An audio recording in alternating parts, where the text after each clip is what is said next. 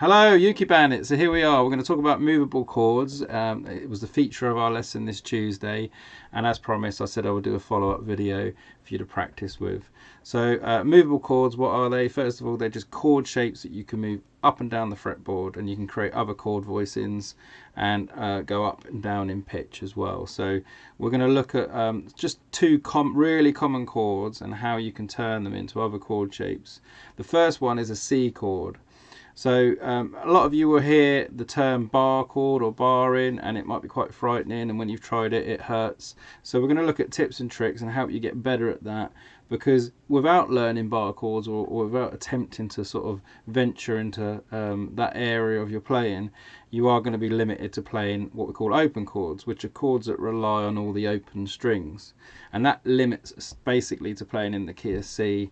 You can get away with playing most of the chords in the key of G, but as soon as you start venturing out into other keys, you will struggle.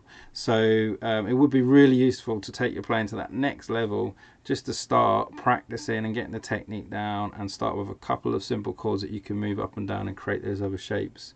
So the first one we're going to look at is the easiest. It's C, and obviously C chord, everyone knows it, it's nice and easy to play, but as soon as you want to play C sharp, that's where the trouble happens, because we need to move all the notes up one. So to create the next chord along, C sharp, if I've got a C chord here with my third finger on the third fret on the first string, the A string, if I want to create a C sharp, I can move the note along. Doesn't sound very nice because I'm still playing the open notes that belong to the C chord. So what I have to do is shift those C chord notes along one fret, and to do that I would use my little finger on the C sharp note that I've just moved up one, and then bar across with my first finger on the first fret. Now, first things first, barring isn't easy if you've never done it before. If you haven't got strength, you've got arthritis or any finger issues at all, you're going to struggle a little, but it is still achievable, and I've known plenty of people that have overcome it, even if it has taken them a while. So just all I would say is just persevere. Don't do it excessively, and don't obviously do it if it hurts. Stop, rest, and just try and push yourself a little and put it part of your practice routine, and you should be able to get 2 or 3 of these chords down, and it might be a struggle, but it'll be useful. It'll be really rewarding in the end as well. So here we're going to go. We're going to look at the C chord moved up one, and we're going to put a little finger on the 4th fret. Now when you bar, the main important thing is the thumb. The thumb has got a push down on the back of the neck, so it's got a push down on the back of the neck in the middle, and the idea is the little finger is going to be on the 4th fret, and the first finger is going to be laying really flat on the 1st fret, and it's actually lined up. You can see there, if I just tilt it, you can see the thumb and the first finger lined up, and what you're doing is kind of creating a U or a C shape, or however you want to see it. And the idea is the thumb is pushing on the back, and you're kind of pinching. So your thumb is putting pressure one way, your fingers putting pressure the other way, and that equal amount of pressure will give you the strength you need to get the notes to ring. And if your fingers are like quite big and are quite soft as well, so if you do too much pushing up, etc., then you're going to find that it might soak up the notes a little bit and mute them, and no matter how much you push, and just like the fingertips, it will get a little bit of a callus, and it will get a little bit harder and stronger, but it is achievable. So the idea is the thumb has got to be pushing down on the back of the neck, the first finger's got to be flat. Now if you struggle to get that sound straight away with going across all the strings, then do this little exercise where we do the first string, we'll get a nice sound, we'll get a nice ringy sound, then I go across the first 2, then I'm going to go across the first 3, and then eventually the first 4. Now if you get to the 3 and you're struggling to get that, go back to the 2 and practice going up and down the frets.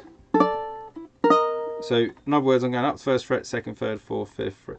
It's not a chord, it's just an exercise to get you better at bar, and you can do that in front of the TV. You can do that quite quietly, and it's just you exercising, putting strength. But your thumb has to move with it, so the thumb moves down as well. So none of this moving the finger and the thumb dragging. So you can see there, if I do it that way, so the thumb is crawling up as well, and that is really, really important, just to get used to the bar in itself.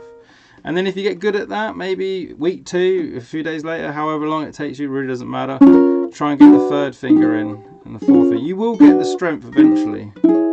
Trust me, it just takes a little bit of determination and perseverance. Okay, so if you get that, and you get that reasonably, reasonably sounding reasonably good, that's what I want to look for. So sounding reasonably good. You want it so that it's not too muted. You want to get it so it's ringing. It might be a little bit of a rattle, but you can hear some of the notes, and the more you squeeze, the more notes you hear. If you get that reasonably good, then you can start looking at moving up the whole chord shape, which is C sharp, which we've got the first fret, little finger on the fourth, and then if I move it up one more, it's a D. Now you have seen variations of D like this, where you're just fingering the free and then it's open string, and that's absolutely fine if you're playing a D and you're playing in a song in D. But if you're playing in a song that has D and E, obviously when you go to move up E, you've suddenly got to put a finger behind to cover that open fret you're moving. So it relies on you kind of having to move it up and put a finger behind. Some people struggle putting the finger behind, and the idea is if you put the finger as if it was the C moved up, then you can just literally move up and down to create all the chords. So in other words, you're just moving as a movable chord shape up and down to create the other chords. So there's a D, D sharp, E, F.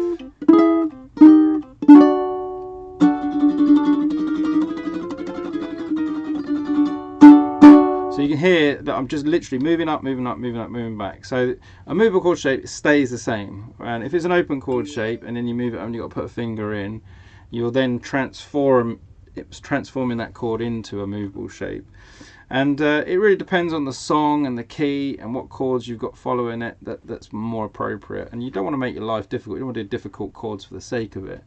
But obviously if you're trying to play in a key where you're going to need, say for example, a D sharp or a D, if they do come up, then it's not going to throw you too much, because you can go, well, it's just a D moved up, so I can do that. So that's what you want to see really. First off is the C, C sharp, D, D sharp, E, F, F sharp, G, and that covers quite a far. You're going up to the 7th fret. You could carry on with that, but you're not likely to be playing some of these chords that high in pitch. So that covers the C chord, the barring technique, and I'll just give you one more example with the F chord shape. So the F chord shape, we all know F chord, it's a nice easy chord. Probably play that standing on your head, C, F and G. So if I was to play an F chord, the idea of moving it up and becoming a bar would mean that I would take the first finger away. Instead of using my first and second finger to do an F chord, I would use the second and third finger and have the first finger free, and that way if I move it up to the 2nd fret, I can then lay the bar across, and the bar is just replicating the nut and the strings moving up. So there's the first finger across the 1st fret. You can see how flat that is. The thumb's in the middle supporting, and then I'm playing my F chord. Yeah, okay, this is really like the next level. Once you've got really bored playing C, F and G and A minor and these open chord songs, you really want to venture out and do other keys and play more complicated songs. So if you're finding this a struggle, just stick with that C chord, stick with that one to start with, and that simple barring exercise. And if you're finding it, I'm getting this, I'm starting to get used to these chords, then obviously try it with the F chord, and you can go F, F sharp, then we can move it up to the G, which is on the 2nd fret, the G sharp, A. Now I've written B flat, and that's because in most songs when you see an A sharp or a B flat, it's written as a B flat. It's very commonly written in the key where it's used as a B flat, so that's why I haven't written it down as A sharp. Like for example, if you're in the key of F, it's written down as F, C and B flat, which is why I've put it in, because it gives you a version of B flat that you can play. So the idea is that if we were to take the F chord, move it up and down the fretboard, you're going to see all these other chords. You'll be able to make, yet again, like the C chord, loads of chords that you wouldn't have dreamt you were going to play. And the idea is to get used to just shifting it up and getting a good sound. There's loads of songs where you can use this. So what I've done is I've given you an example here for Bad Moon Rising. So it's a typical song that's played in ukulele clubs. It's quite a common one. The original key is D, A and G is the most popular key that I've seen on a lot of the guitar versions as well will be in this. So if you're playing with a band or a lot of other musicians, and it's a good key to do it in. C is a ukulele friendly key, but this is obviously a better key for a lot of other musicians. So the idea is you're going to play the D with the C shape. Now with the bar there, this is really cool, because where you'd normally have to do D like that, and then you'd have to go A like that, and then G like that, and then you do that, and you've got these gaps in between where you're changing, and it sounds okay, but if you can bar it across the 2nd fret and keep the bar there and put the little finger on the 5th and do 2 strums. Now all I'm going to do is I'm going to move it up to the 4th fret, keep the bar, and then put in my F chord shape, and then move it back to the 2nd fret, and there's my G. I've actually done an A and a G using my F shape, and I've used my C shape to do a D. And the good thing about it is, because you're just literally moving up and down with the 1st finger, I'm keeping this straight. When you get really used to it, it's actually a lot easier than playing open chords, because you're not moving all your fingers all over the place. You're just keeping your fingers actually quite close to the fretboard and doing 2 shapes.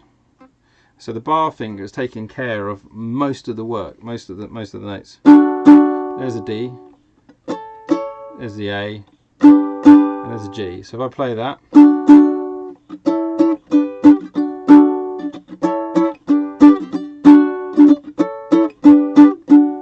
so just with a straight strum, 2 strums, and then the A, G, G.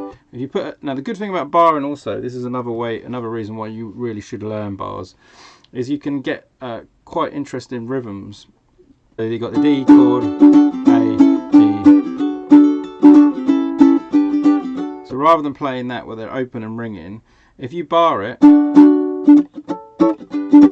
you can actually get these percussive sounds where you rest, push your finger down, put a little bit of strength, and you get really nice little rhythms.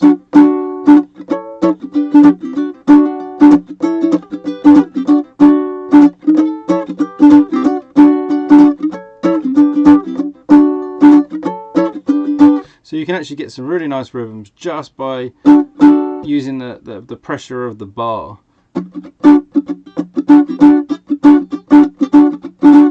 Which is a lot harder to do open strings, because you can't mute them unless you put your hand over the top or block them with your fingers, and that's actually quite a lot of work to do on an open chord, and it constricts it a little bit to what you can possibly do rhythmically. Whereas when you're barring, it's just about pressure, so you've literally got to learn to just squeeze and not squeeze. So that's a really cool little trick, and that's a really good reason why I think movable chord shapes are something you should venture into. If you've got to that point in your playing where you kind of mastered most of the open chords, and maybe you're learning those fancier open chords like the major 7s, minor 7s, etc., but you want to actually play in other keys and play with other musicians, these are brilliant. So movable chord shapes, really good for you to learn. Practice it. Remember, it's the strength of the 1st finger, keep the C shape, push the thumb on the back, and I'll be back with another video very shortly. Take it easy.